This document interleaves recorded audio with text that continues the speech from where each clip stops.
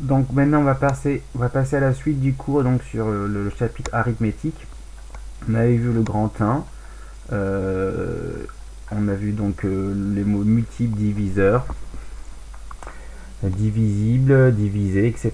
Maintenant on va passer donc aux définitions, le numéro 2, les nombres entiers particuliers. Donc vous connaissez les nombres entiers particuliers.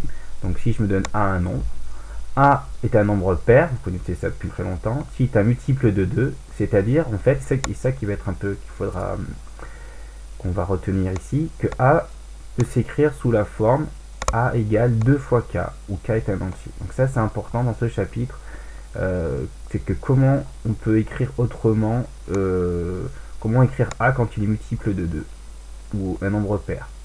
D'accord. Ensuite, A est un nombre impair, donc ça c'est nombre pair. Ensuite, nombre impair. Un nombre impair, c'est un nombre qui n'est pas... pardon, c'est pas ça que je voulais faire.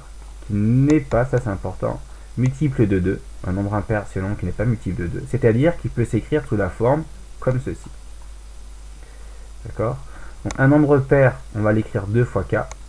On peut l'écrire en tout cas 2 fois K, avec A, K un entier. Et un nombre impair, lui on peut l'écrire 2 fois K, mais plus 1.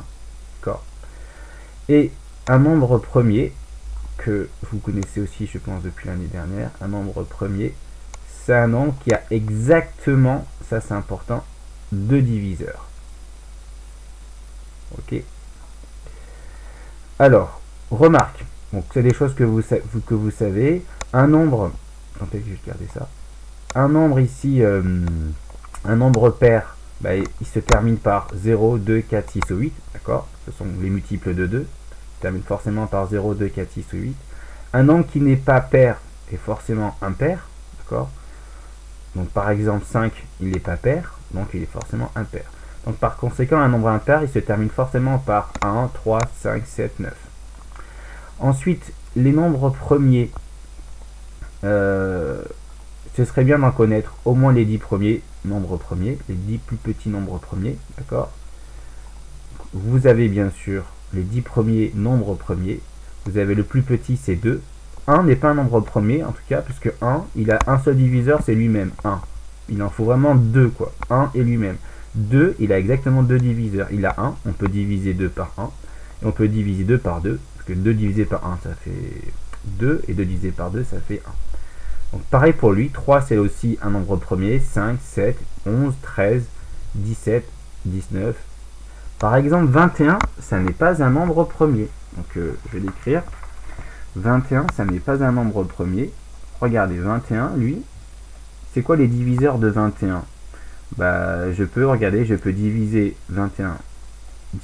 Ça fait donc 3. Donc déjà, 21, il a plus de 2 diviseurs. Puisque j'en ai trouvé un troisième. Il y a déjà 1, on peut diviser 21 par 1, on peut diviser 21 par 21, ça c'est toujours vrai, n'importe quel nombre finalement, il a comme diviseur 1 et lui-même, mais les nombres premiers ont seulement cela, alors que les autres qui ne sont pas premiers en ont d'autres. Par exemple, vous avez 3, évidemment, pardon, vous avez 7, c'est un diviseur, vous avez aussi 3, puisque 21 divisé par 3, ça fait 7, et voilà. Il y en a peut-être d'autres, où ils sont tous là, je crois qu'ils sont tous. Donc voilà, lui il a plus de 2 diviseurs, il en a 1, 2, 3, 4 diviseurs, donc c'est pas un nombre premier. Mais tous ceux que je viens de citer ici, donc que exactement 2 diviseurs. Alors, petit exemple, ici 26 est un nombre pair, d'accord, puisqu'il s'écrit 2 fois 13, et où il se termine par 6, d'accord. 31 il est impair, parce qu'il ne se termine pas par 0, 2, 4, 6, 8, mais il se termine par 1, donc c'est un nombre impair. Mais aussi, c'est important, ça, faudra on va travailler ça dans ce chapitre, mais 31, je peux l'écrire comme 2 fois 15 plus 1. Donc 2 fois 15, 30, plus 1, 31. 21 n'est pas un nombre premier, car il a plus de 2 diviseurs, ça c'est important. Il a plus que 2 diviseurs. Je les ai cités, 1, 3, 7 et 21, ceux que j'ai cités ici. Et 13 est un nombre premier, car il a exactement 2 diviseurs. En fait, il n'y a que 1 et 13. Je peux pas diviser 13 par autre chose, par un entier. Si je prends 13 divisé par 2, ça ne marche pas. Ça va faire donc 6,5, c'est pas entier. Si je divise 13 par 3, ça ne fera pas un entier, etc. Il n'y a que deux nombres entiers qui donnent une division par ces nombres-là entiers.